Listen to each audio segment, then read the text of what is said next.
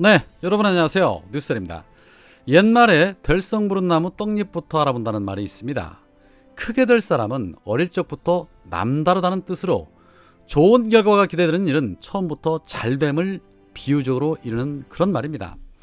그런데 그와는 또 정반대되는 말도 있습니다. 바로 싹수가 노랗다라는 말이 있지요. 잘될 가망이 보이지 않고 형편없다는 표현을 할 때 쓰는 말입니다. 우리가 살면서 참 많이 쓰는 말이죠. 자, 사설이 길었습니다. 윤석열 취임한 지 딱 21일 지났습니다. 그런데 20일이라는 시간 동안 정말 이루 말할 수 없이 국민들이 스트레스에 시달리고 있습니다. 국민들은 스트레스에 시달리는데 윤석열과 김건희만 대통령 놀이에 신이 나 있죠. 거기에 언론은 덩달아 춤추며 그들에게 충성 경쟁을 하고 있습니다. 이거 보통 일은 아닙니다. 그런 가운데 오늘 민주당의 박지원 위원장이 윤석열의 탄핵을 언급해서 충격을 주고 있습니다. 취임 20일 만에 야당의 비대위원장이 탄핵을 언급했다. 이거 매우 놀라운 일입니다. 과연 무슨 일일까요? 그 내용이 이렇습니다. 국민의힘 박영일 남해군수 후보가 지난 31일 자신의 SNS에 윤석열이 대선 후보 시절에 만들었던 AI 윤석열 동영상과 함께 마치 윤석열이 박영일 후보를 지지하는 것처럼 박영일 남해 군수와 함께 합니다라는 자막을 넣어서 배포한 것입니다. 당연히 윤석열의 동영상이 선거판에 올라왔으니 문제 제기가 될 수밖에 없는 일입니다. 이에 박지원 위원장은 페이스북을 통해서 실제 윤석열이 이 동영상 제작을 허락했거나 알고도 묵인했다라면 대통령의 선거 중립 의무를 명백히 위반한 것이며 탄핵까지도 가능한 중대한 사안이다라고 주장을 했습니다. 그러면서 이러한 동영상은 선거법 제253조 성명 등의 허위 표시죄 위반이 명확하다. 법에는 진실에 반하는 성명 또는 명칭 또는 신분의 표시를 하여 우편이나 전보 또는 전화, 기타 전기통신의 방법에 의한 통신을 한 자는 3년 이하의 징역 또는 600만 원 이하의 벌금에 처한다고 돼 있다.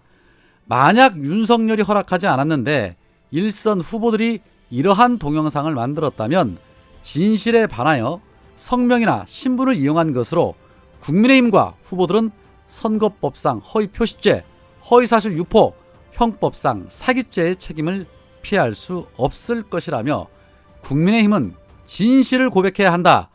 검찰과 경찰과 선관위는 지금 즉시 조사에 착수해서 선거일 전까지 진실을 명명백백하게 국민 앞에 밝혀야 할 것이다 라고 말했습니다.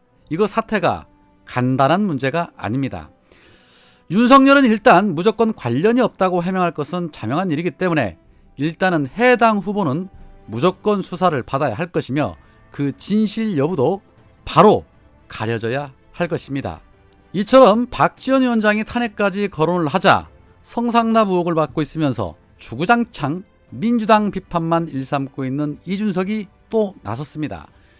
이준석은 탄핵론이 불거지자 긴급 기자회견을 열고 민주당이 가진 170여 석이라는 의회 권력이 그들의 언사를 거칠게 만들고 있다. 민주당이 정권 출범 3주 만에 탄핵을 공개적으로 언급했다.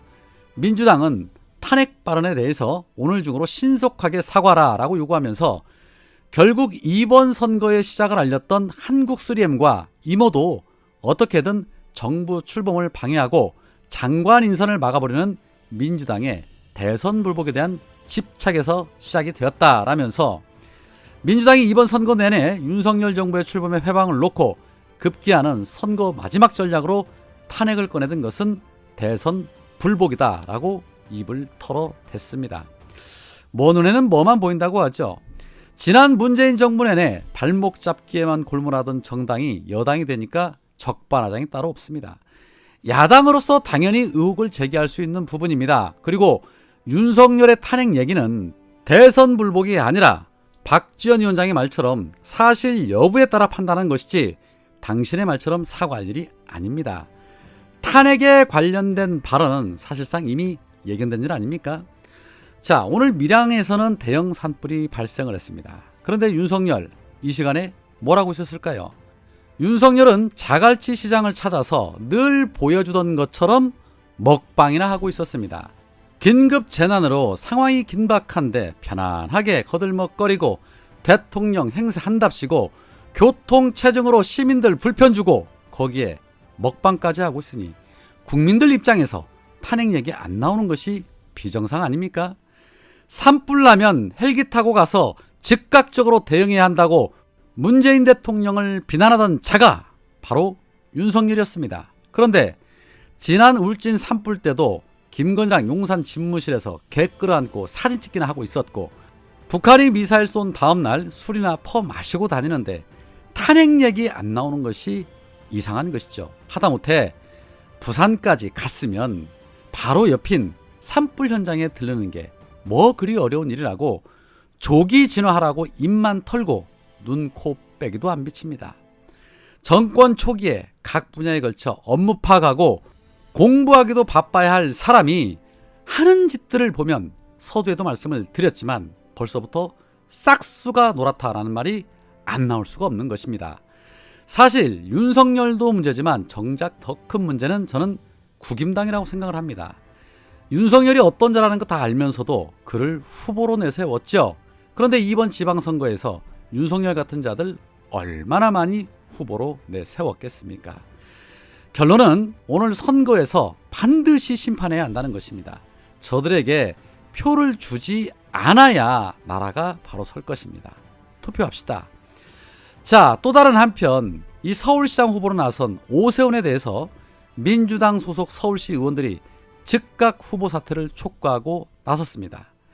이들이 사퇴를 주장하는 이유는 오세훈이 지난 재보궐선거에서 당선된 이후에 지난 9개월 동안 서울시의 부채가 무려 4.7조 증가한 것은 한치의 오차도 없는 사실이다라는 것입니다.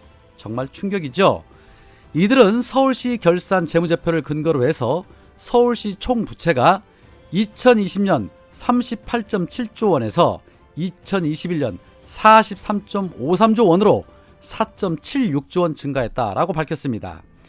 같은 기간 서울시 본청의 부채는 2020년 14.56조 원에서 2021년 18.79조 원으로 약 4.2조 원 증가했습니다. 서울시 의원들은 우리는 그동안 오세훈의 보여주기식 예산 낭비 행정을 지속적으로 지적하고 시정을 요구해왔다. 그럼에도 불구하고 오세훈이 밀어붙인 아나무인격 시정으로 본청의 부채액이 가파르게 증가한 것은 아닌지 우려가 깊다. 부채가 늘었다는 민주당의 송영길 캠프의 지적을 가짜뉴스라고 호도하고 심지어 낙선 목적 허위사실 공표라면서 송영길 후보를 포함해서 민주당 의원 7명을 고발하기까지 했다. 오세훈 후보 측이 사실 입증을 못한다면 즉각 사과와 사퇴가 답이다 라고 덧붙였습니다. 재무제표가 거짓말하지는 않겠지요. 어떤 해명과 어떤 입증이 나올까요? 오세훈 하니 갑자기 또 생태탕이 생각이 납니다. 서울시민 여러분, 현명한 선택 부탁드립니다. 오늘은 여기까지입니다. 고맙습니다.